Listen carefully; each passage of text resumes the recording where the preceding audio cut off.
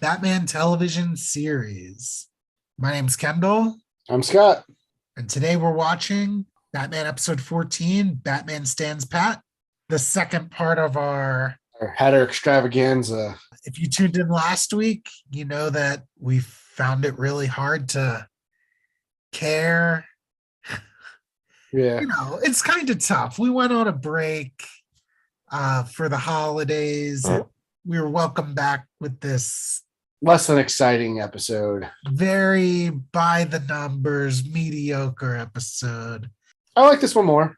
Yeah, I'm not going to Next say it up. turns the story around for me, but this one does a lot better.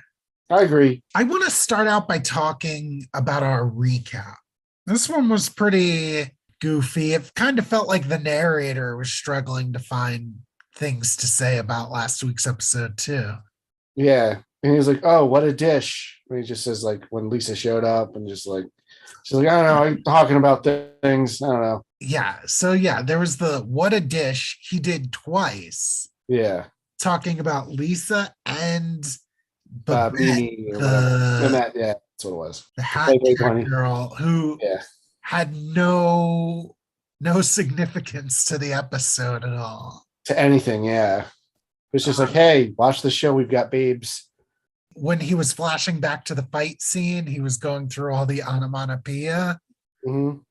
And then he tells us to stay tuned, not because the worst is yet to come, but this week it's because the wildest is yet to come.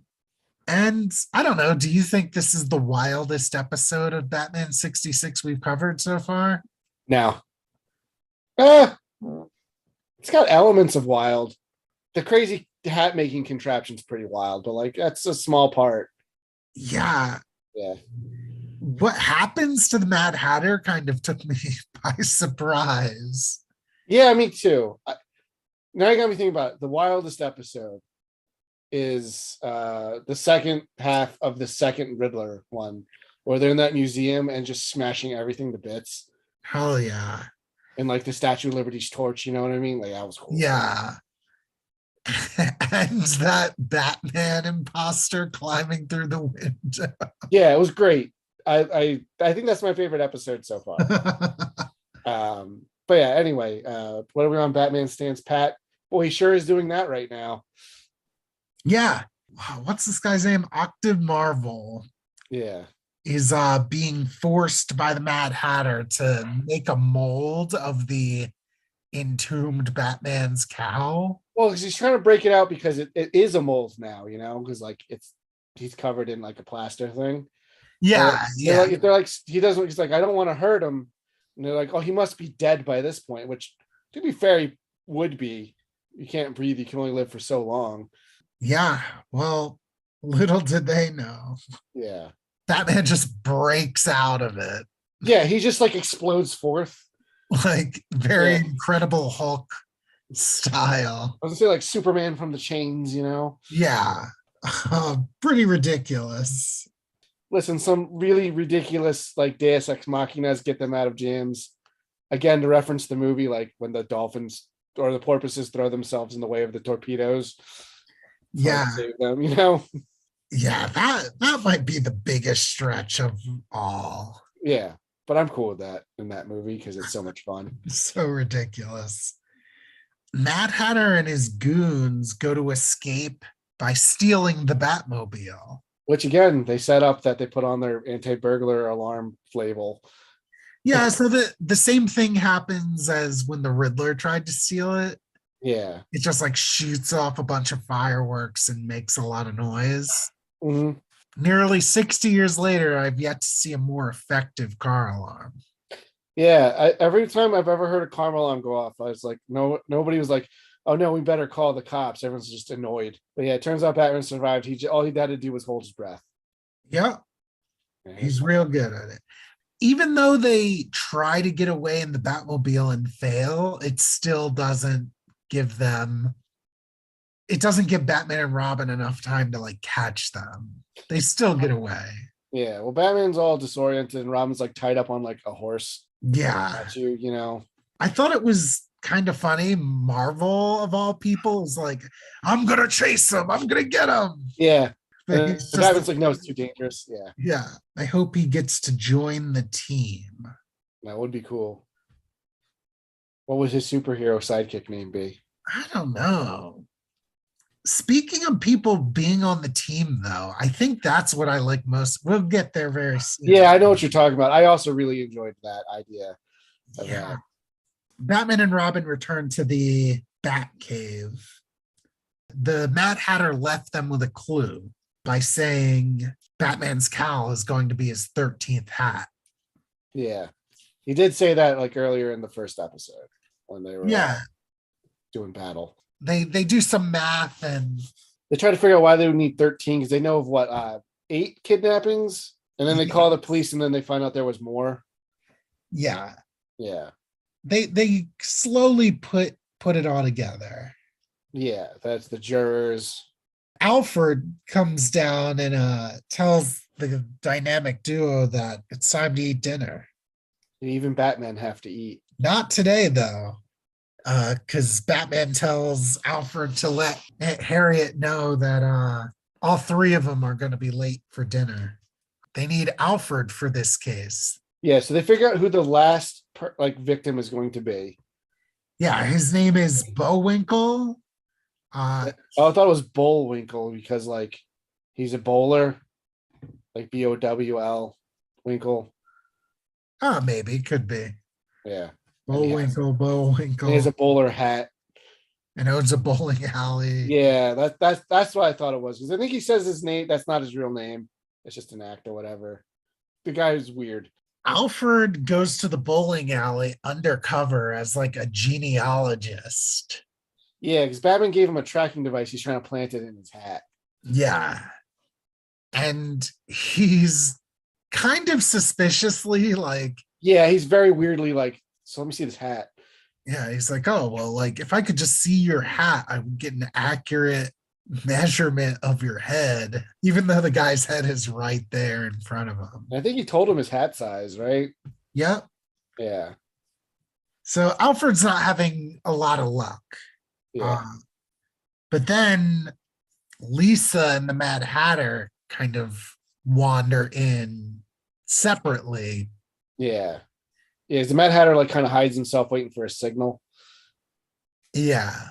And Lisa says she's from some fashion magazine. Like Gotham Men's Quarterly or something.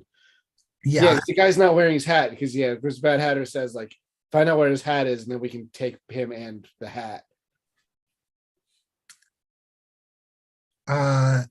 They find out that the hat is just upstairs in his office on his desk. Yeah, because then Alfred sneaks away and goes to bug it. Yeah, and he's successful. The Mad Hatter also finds out where the hat is and goes in and takes it. Alfred is like hiding behind boxes. Yeah, he's like doing the Solid Snake thing. Exactly what I was thinking of, Scott. Yeah. And yeah, I kind of wish Alfred had his own spin-off show. Well, you're in luck. It's called Pennyworth. Specifically this Alfred. Well, I think we mentioned it during the last Penguin episode was like there's a part where like Bruce Wayne goes to like Penguin shop, to bug him, because customers are annoying. But no, to plant a listening device. And like it's kind of cool when they do. It's a fun mix them up where like they have to do like not just Batman and Robin things. They don't do the bat rope up the side. I mean, I know they do later in this episode, but it's fun. It helps makes the formula different and like gives Alfred something to do. Yeah, rather than just dust. Yeah, or like feed them. But yeah, I don't know. Just like watching Alan Napier do his thing, I would love to see, like, I don't know. I think he would have made like a fun Doctor Who or something. Maybe. I don't know him from anything else except for Batman. Yeah, me too. I mean, for all I know, he was in a Doctor Who episode at some point. No, you never know. I'm not an expert on like old school Doctor Who. You're not a Whovian? Yeah, I'm not really an expert on modern Doctor Who either. I know David Tennant's back. That's cool, I guess. spoiled it for everybody. Yeah. I'm just kidding. Who cares? Yeah. But yeah, should we warn the listeners about you, Scott? About me. Yeah, about how you spoiled Fight Club for me. Oh, well, yeah. I've mentioned that story to people. Yeah, I mean, granted, it was out for so long. Yeah. But I I never read or watched it, but I knew the twist, so I thought it was like a common knowledge thing. So yeah, for the listener, I'd never read or watched Fight Club. I didn't know the twist. And yeah, you just mentioned to me you were reading it. I was like, oh yeah, did you get to the part where this happened? And I was driving. Yeah. And I just like slammed on my brakes and lost it. Are we in high school? Or are we out of high school yet? I think we might have just been out of high school. Okay. It was a while ago. Yeah, long time ago. Taught me a valuable lesson. Don't talk to me about anything. Exactly. The Mad Hatter sets a trap for the dynamic duo. Our caped crusaders. I mean, the trap is just they hide and point guns at him. How did he find the homing beacon? They dropped. I think there was a scuffle at the bowling alley, and it falls out Between the Bullwinkle and the Mad Hatter. I think it was Hatter. between him and the Mad Hatter because I don't think Alfred was involved. Because Yeah, he's like, "Oh, you're working for the Batman or whatever." Yeah, because Alfred believes his job is done. Yeah, like sneaks out. Yeah, so Mad Hatter finds that chip. He's like, oh, this is a homing beacon. Yeah, accuses Bullwinkle of being in cahoots with Batman. Mm-hmm. Yeah, so he knows he can bring him where he wants him. And he wants to put him on his hat monstrosity conveyor belt of horrors. Batman and Robin follow the signal from the homing beacon and do a little bat climb outside. It's probably the shortest bat rope scene we've gotten so far. Yeah, I forget what they even talked about. It was very brief, though. Yeah, it's very brief. And then they just jump through the window, and it's always my favorite thing. Yeah, I love that they're all about just like jumping through. You could easily just opened it because I'm sure he didn't lock it. He wants him to come in. I don't know, because like you see it all the time when like Adam West when he's like running around. Like there's a part earlier where he's like running around the Batmobile and he just kind of does these like little hops, and like I don't know, they're really fun because his cape gets to do stuff and like yeah, for sure. I don't know, it's very charming to me, and I don't know why when he like hops around as Batman. Yeah, I mean like it's very colorful and dynamic. Yeah, it's very caped. Very caped. Yeah. And yeah, like you said, the trap is just they got guns on them. Yeah. I think someone specifically gets Robin. Like, is it like, well, Batman, just go on my like torture device and die. That's our scheme. Yeah. Batman doesn't do that though. He grabs like a scarf off a coat hanger. Yeah, and then just beats them all up with it. Yeah, he like twirls it around the gun. Yeah. And like makes the goon drop it. I thought it was cool. Yeah, I did too. That was like very like woo, like what's that like Chinese kung fu style movie? Oh, like wuxia or something. Yeah, something like it's got a term, but like it was cool. I wasn't expecting it from this show. Yeah, same. We get another little fight sequence. Mad Hatter's just sneaking up on people and like bashing them over the back of the head with shit. He like knocks Robin out and then does the same thing to Batman and gets him on his, or tries to get him on his conveyor belt. No, I think he does roll through because I remember none of the things like being able to like hit him because obviously it's not a real like thing of like Wheel of Knives. Yes, of course. The crazy thing's how this fight ends. Yeah, it's so weird. I thought they murdered him. Yeah, so if you remember from last week, listeners, the trap ended with a acid whatever was formerly going to be Batman being dunked in some acid. Yeah, and they just like punch him into it, and he just goes into it, and they're like, "Well, that's the end of that." Yeah. And then they just pull him out, and he's fine. Yeah. I was just like, what the hell? Batman says, oh, I suppose he passed the acid test. Yeah, I was saying he said a joke. I couldn't remember what it was. Yeah. It was really weird. But yeah, I just thought he was dead. I was like, oh shit. I guess Yeah, we get another thing that seems to be becoming a trend. yeah, The cops just showing up like after everything's done. yeah. And then another trend that happens is like the henchwoman at the end is like, "Oh, you've won, Batman. Let me tell you where like the hostages and stuff are." You know. Yeah. Uh yeah, so everything's wrapped up pretty nice and neat.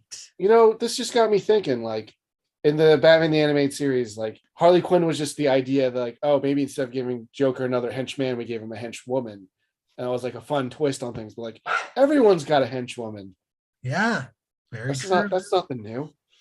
Granted, she's not like hat themed.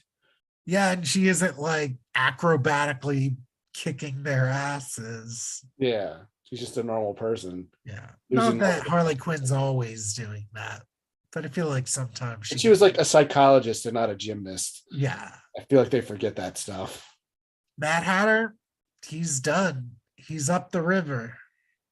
Yeah, We flash forward in time, and Bruce Wayne has taken Aunt Harriet to I forget her name, but that hat shop lady's place from yeah, last what the episode. hell was her name? Her name was like Oh, Maison something. yeah. The hat shop was called Maison Magda. Yeah, Madame Magda's her name. Yeah, and I gotta say, like, she has some ugly hats. Everyone we see sucks. I don't know anything about high fashion. I'm like, this. I don't like this. Yeah, there's definitely cooler 60s fashion. Yeah, But yeah, Aunt Harriet doesn't want Bruce to buy her an $85 hat. That's way too much money to spend on a hat. even though he's a millionaire. Madame Magda whispers some sweet words in Aunt Harriet's ear. Basically, it's not a hat you're buying, it's memories. Yeah, real salesman bullshit. Yeah, very predatory, it felt Yeah, like. I was like, I don't know if I respect this or not. Yeah, From I certain levels. But like, definitely I mean, I do. expect that the hustle, the grind. You get yours. This is a dog eat dog capitalist world. But like, Yeah, but not for this lady. yeah. Also, like, if you're gonna do that with her, Bruce Wayne's right there. You could get a much more expensive hat. For sure, which I thought was going to be the joke at the end, Yeah, because after all is said and done, Bruce was like, "Oh, I could have sworn I was wearing a hat." which was so weird. Yeah, it was very weird. Kind of came out of nowhere. Yeah, didn't tie to anything, wasn't funny. It was just like, hey, these last two episodes have been about hats. Got to say something about a hat. Yeah. So yeah, that's the end of our episode. What'd you think overall? Overall, it was very okay. I think this could have been a one episode thing, and I probably would have liked it a lot more. Yeah, I do too, because I did like episode 2 a lot more than episode 1. So did I, but even then, it didn't like redeem it for me. Oh no, definitely not. And like maybe redeems the wrong word, but like because I didn't, these weren't insufferable. You know what I mean? Like they're fine. It was like very very mid. Yeah. Huh. The Mad Hatter's gimmick's just not like as much fun. No, especially when it's removed from like the Alice in Wonderland aspect. It's Yeah, like, because there's no Alice in Wonderland stuff other than him being named the Mad Hatter. yeah, it's just so like, what is the point of that name? And like, yeah, then why have be the hat thing? Because yeah, why was her name Lisa and not Alice? And why weren't his goons Tweedledee and Tweedledum, which is what I thought they were going to name them. You would think so, right? Yeah. Yeah. Not my favorite, probably my least favorite story that we've done so far. So far. I'm confident there'll probably be one I like less. Because I don't think this was that bad. It had some fun stuff in it I liked. But But yeah, overall, meh. What do you think of it? What's your feeling on his plan, his villain rating? So, I mean, he pretty much got away with everything. Yeah, It's a pretty dumb plan, though. it's a very stupid plan, and his ransom was stupid. What are you gonna do with those hats? You can't sell them because then they'll know that where you are. And I also like don't and maybe this is a failing more on the actor or maybe the scriptwriter. I don't know. I just don't buy that Mad Hatter is like that into hats. Even though that's all he was doing the entire Yeah. story. What would he have done if any of his jurors weren't wearing hats? God, can't get them yet. Gotta Yeah. wait. Yeah. Hats are my thing. They gotta wear a hat. I don't know. It's a dumb gimmick. I kind of wish we would have gotten a scene like that though. That would have been funny at least. Because then I could like it would help me buy into his whole shtick a little bit Yeah. more.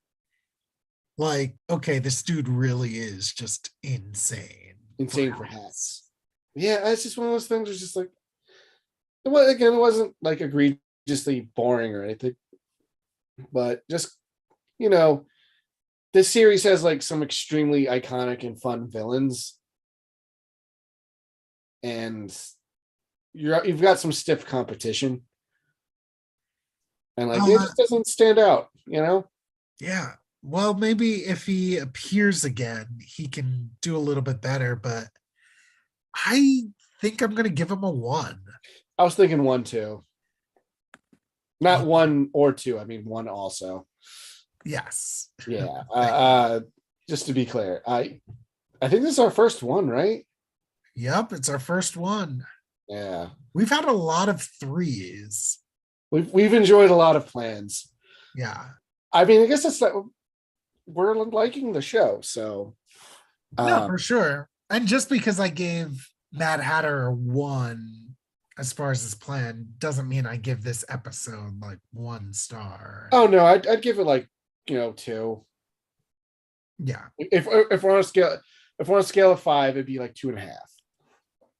Like I think, like I said, it's middle of the road, which is fine. Middle of the road's better than being bad. Yeah, it succeeds at being entertaining, just not as entertaining as what we come to expect. Frank Gorshin, Cesar Romero, Burgess Meredith. These guys are all very entertaining. Yeah, who plays this dude? David Wayne. I'm gonna do a quick IMDb. Yeah, I'm not sure of anything else he's in. Like I know the other 3 I mentioned. I know they've been other things that they have been in. He's in The Golden Girls. Oh, really? Just 1 episode. I figured he's probably dating Blanche or something. No, he plays Blanche's dad. Oh, really? Big Daddy. All right. He's in 2 episodes of The Love Boat. Never watched The Love Boat. He's in 3 episodes of St. Elsewhere. Never watched St. Elsewhere.